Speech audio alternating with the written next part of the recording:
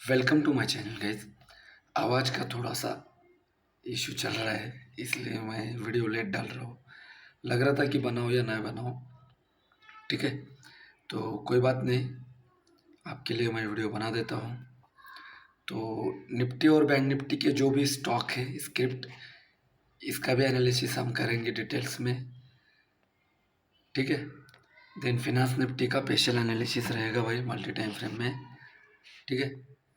तो चलिए तो वीडियो को स्टार्ट करते हैं। ये जो जोन है फिनांस निफ्टी का, आप देख रहे हो, ये बहुत ही टफेस्ट जोन है।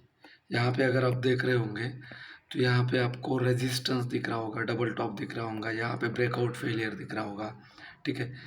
ये सब चीज़ें है, इसलिए मार्केट क्या कर रहा है, डांस कर रहा है इस जगह पे।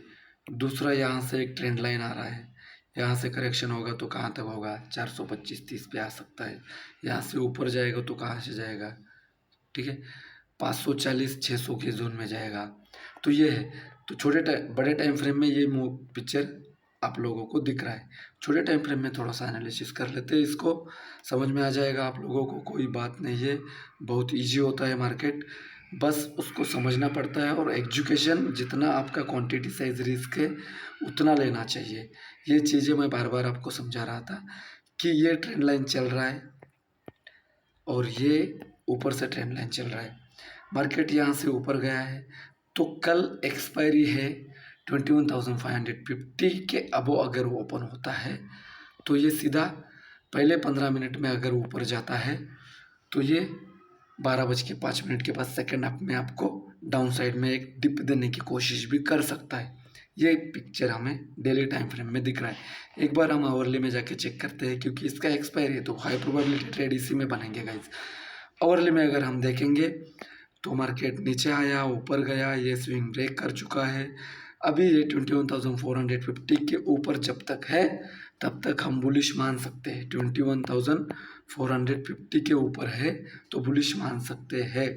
500 का एक रेजिस्टेंस है, ये आप लोगों को भी पता है और मुझे भी यहाँ पे दिख रहा है एज पर चार्ट। ये पिक्चर है। एक बार 15 मिनट के टाइम फ्रेम में हम देख लेते हैं, उसके बाद इसका वो डेटा चेक कर लेंगे। 15 मिनट के टाइम फ्रेम में भी 530 के ऊपर बाइंग आ रहा है, 430 के नीचे सेलिंग आ रहा है। 100 पॉइंट का आपको रेंज गाइस अवॉइड करना पड़ेगा, जो कि मार्केट ने दिया है, ठीक है। एज पर मार्केट कंडीशन चलना पड़ेगा, हमारे हाथ में कुछ नहीं होता है, आपको भी पता है। तो टोटल वो है 6,08,000 पे खड़ा हुआ है, 6,40,000, मतलब सिर्फ एंड सिर्फ 6-7 हज़ार का वो है, ज़्यादा पुट में राइटिंग है। ओवरऑल अगर देखा जाए तो मार्केट न्यूट्रल है। साइडवेज एक्सपायरी होने की प्रोबेबिलिटी एज पर ओआई डेटा दिख रहा है। 500 पे सबसे strongest OI call line put में स्टैडल राइटिंग है गाइज। तो 550 के ऊपर आपको 600 और 625 और 680 तक का टारगेट धीरे धीरे दे सकता है। अगर 430 तोड़ा तो डायरेक्टली आपको ये 350 तक का ड्रैग दे सकता है, क्योंकि यहाँ पे डबल टॉप भी हम लोगों ने वीकली टाइम फ्रेम में देखा है। ये चीज़ें यहाँ पे दिख रही है। चलिए तो हम क्या करते हैं, बैंक निफ्टी को एक बार एनालिसिस कर लेते हैं कि वीकली टाइम फ्रेम में बैंक निफ्टी किस तरीके से दिख रहा है और कहाँ पे खड़ा हुआ है। सेम है फिनांस निफ्टी और बैंक निफ्टी। यहाँ से एक ट्रेंड लाइन आ रहा है, यहाँ से एक ट्रेंड लाइन जा रहा है, ये इस तरीके से डांस कर रहा है और यहाँ पे बुलिश और बेरिश दोनों सेंटीमेंट लग रहे हैं। इस वीक की क्लोजिंग अगर ग्रीन दे चुका है तो नेक्स्ट वीक में थोड़ा सा न्यूट्रल या फिर डोजी टाइप का क्लोजिंग आपको देखने मिल सकता है। ये फर्स्ट थिंग दिख रही है आपको daily and weekly time frame में। यहाँ से ट्रेंड लाइन आ रहा है तो यहाँ से थोड़ा सा ऊपर जाने के लिए भी नीचे आ सकता है। तो वो लेवल कौन सा हो सकता है, 200 पॉइंट नीचे है, 48,000 का लेवल है। 48,200 पे मार्केट बंद हो चुका है। 48,000 पे प्राइस एक्शन हम लोगों को देखना पड़ेगा, स्ट्रॉन्गेस्ट सप्लाई जोन का काम करता है या नहीं। देन उसके बाद हम लोगों को वाई डेटा में सेंटिमेंट एनालिसिस करना पड़ेगा गाइस। एक चीज़ के ऊपर ट्रेड नहीं बनता है, 1000 चीज़ें देखनी पड़ती है एक ट्रेडर को, तब जाके एनालिसिस होता है। उसके बाद भी एग्जीक्यूशन देखना पड़ता है ये स्विंग लो जब तक ब्रेक नहीं होगा तब तक हम शॉर्ट नहीं कर सकते। वो है 48,100 का। 48,100 अगर टूटेगा तो सिर्फ 100 पॉइंट का आपको टारगेट मिलेगा 48,000 तक का। 48 थोड़ा सा ड्रैग होके लिक्विडिटी स्वीप होके 47,900 8900 तक आपको टारगेट मिलने की प्रोबेबिलिटी हो सकती है। वो भी रश में बुक करना पड़ेगा, क्योंकि ये जो जोन बना चुका है ये स्ट्रॉन्गेस्ट सप्लाई जोन का काम कर सकता है। ठीक है, 48,200 250 के अबो आपको 48,500 का डेफिनेटली टारगेट मिलेगा। 300 पे एक पुल बैक दे सकेगा मार्केट सेकेंड हाफ के बाद। फर्स्ट हाफ में अगर जा रहा है तो सेकंड हाफ के बाद एक प्रॉफिट देखने के लिए भी मिल सकता है। एक बार 15 मिनट के टाइम फ्रेम में बैंक निफ्टी को हम एनालाइज करके देखते हैं। सेम लेवल निकल रहे गाइस, नीचे का टारगेट ऊपर का टारगेट आपको मिल गया है। अभी हम देखते हैं निफ्टी 50 एक बार वीकली टाइम फ्रेम में फिर से हम आपके सामने देखते हैं किस तरीके से वीकली टाइम फ्रेम में टॉप पे दिख रहा है गाइस, तो ज़्यादा कुछ बात करने लायक है नहीं।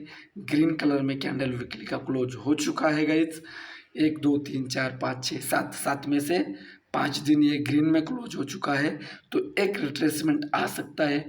500 लेवल 550 के ऊपर अगर है फर्स्ट हाफ में 15 20 45 मिनट में आपको 9:15 के बाद 9:45 10 बजे तक ये ग्रीन में अगर क्लोज हुआ तो सेकेंड हाफ टर्निंग पॉइंट रहेगा इंडियन मार्केट के लिए।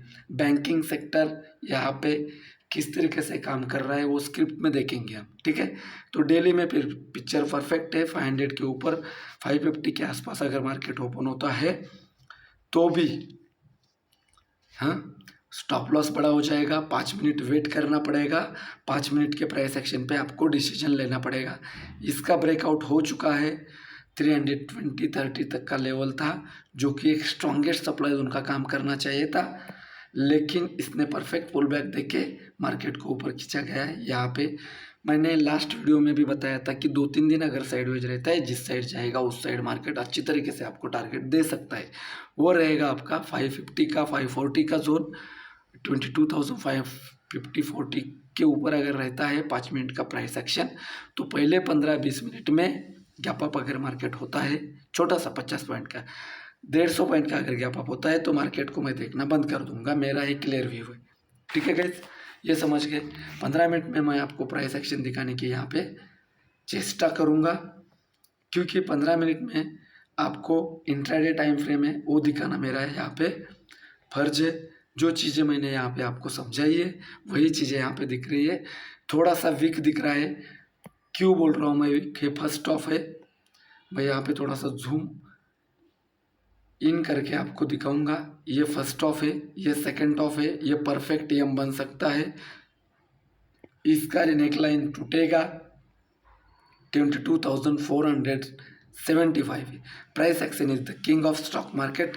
यह अगर इस तरीके से टूटेगा तो फर्स्ट टारगेट आपको मिलेगा सिर्फ 25 पॉइंट का 440 का, लेकिन सेलिंग ऑलवेज फास्ट एक कैंडल में लेवल तोड़ देगा।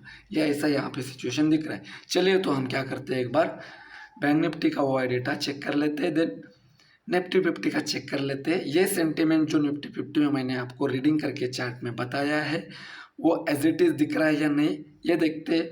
48,000 का जो लेवल है स्ट्रॉन्गेस्ट सप्लाई जोन का काम कर सकता है क्या, जो कि यहाँ पे आपका लेवल है, तो वो पुट में डेटा दिखना चाहिए। 143 का आंकड़ा है। लव ट्रायंगल बना चुके हैं इन लोगों ने भाई, लव ट्रायंगल बना चुके हैं। 118 का लेवल है, यहाँ पे ओआई डेटा है, तो स्टैंडर्ड रेटिंग परफेक्ट बना दिया है। 22 लाख 21 लाख न्यूट्रल डेटा है गाइज। जो प्राइस एक्शन बोल रहा है फर्स्ट हाफ में अगर गैप अप खुला तो सेंटीमेंट के साथ अपसाइड जाना चाहिए। 5 मिनट के हाई के ऊपर 5 मिनट के लो के नीचे अगर तोड़ता है तो नीचे आना चाहिए, ये डेटा बोल रहा है मैंने। ठीक है, निफ्टी 50 का सेंटीमेंट कर लेते हैं एनालिसिस। सबसे पहले मैं देखना चाहूँगा टोटल ओआई डेटा, जो कि लास्ट वीडियो में कॉल रेटिंग ज़्यादा थी। इस वीडियो में हम बात कर रहे हैं अभी लास्ट ट्रेडिंग सेशन जो हुआ है इसके बाद पुट राइटिंग थोड़ा सा हल्का सा ज़्यादा है। तो 22,500 के ऊपर 1,53,000 का पुट राइटिंग का ओआई डेटा है और 1,69,000 का कॉल राइटिंग का ओआई डेटा है। 2 दिन का इनके पास बफर था, तो इन्होंने ये डेटा बना दिया है। तो इनको 25 या 50 पॉइंट तक भी गैप अप होता है तो कॉल राइटर को कुछ फर्क पड़ने वाला नहीं। पुट में पोजीशन और प्रॉफिट में आ जाएंगी, कॉल में न्यूट्रल में रहेंगे ये लोग, ठीक है। एक बार हम क्या करते हैं, स्क्रिप्ट देख लेते हैं, स्क्रिप्ट में किस तरीके से डेटा बन रहा है। गाइज, HDFC बैंक 1470 का एक सप्लाई जोन बन सकता है, इसके ऊपर या नीचे देखना पड़ेगा। नीचे में 1460 का लेवल मेजर है, इसके नीचे टूटा तो 1430 तक का टारगेट मिल सकता है। देन आपका रहेगा ICICI बैंक 1140 का लेवल एक स्ट्रॉन्गेस्ट सप्लाई जोन बन सकता है। साइडवेज में 1130 के नीचे अगर टूटा तो अच्छा खासा 1100 तक का टारगेट दे सकता है। एक्सिस बैंक 1450 के ऊपर है तो बुलिश मान सकते हैं, 1450 के नीचे है या फिर 1130 के नीचे है तो आप इसको बेरिश मान सकते हो, जो कि 1100 तक का टारगेट आपको दे सकता है रेजिस्टेंस लेवल पे। सेम है कोटक बैंक 1700 का लेवल स्ट्रॉन्गेस्ट सप्लाई जोन का काम कर रहा है, तो हम नीचे में 1690 के नीचे हम इसको सेल करेंगे, ठीक है, जिसका टारगेट होता 1600, जो कि पोजिशनल के लिए बोल रहा हूँ मैं। 2 दिन तक वेट भी करना पड़ेगा तो कोई बड़ी बात नहीं रहेगा। देन आएगा आपका रिलायंस से 2880 का जोन सप्लाई जोन का काम करना चाहिए और रिलायंस में रेजिस्टेंस पे 2860 के नीचे अगर टूटा तो 2830 तक का टारगेट दे सकता है। TCS आपका है 3840, सपोर्ट के आसपास खेल रहा है। 2840 के नीचे अगर टूटा तो 2800 का टारगेट देने की प्रोबेबिलिटी रखता है, 2-3 दिन में मिल जाएगा। वीकली एनालिसिस से कैसे इक्विटी का 3880 के ऊपर अगर रहा तो 20 रुपये का ही टारगेट है, ज़्यादा कुछ है नहीं। इन्फी 1440 के नीचे वीक हो सकता है, 1450 के ऊपर स्ट्रॉन्गेस्ट मान सकते हो। HUL 2340 ये एक टारगेट हो सकता है 30 के ऊपर। 2320 के नीचे ये वीक हो सकता है, ठीक है गाइस। एनालिसिस अगर अच्छा लगा तो वीडियो को लाइक कर देना, अगर कुछ कमेंट्स है तो मुझे बता देना, मैं वीडियो बना दूंगा। वीडियो अच्छा लगा तो लाइक कर देना और चैनल पे नए हो तो सब्सक्राइब कर देना गाइज, ठीक है। Thank you so much guys. Risk कम रखिए, रिवार्ड ज़्यादा रखिए। मिलते हैं नेक्स्ट वीडियो के साथ, नेक्स्ट कंटेंट के साथ।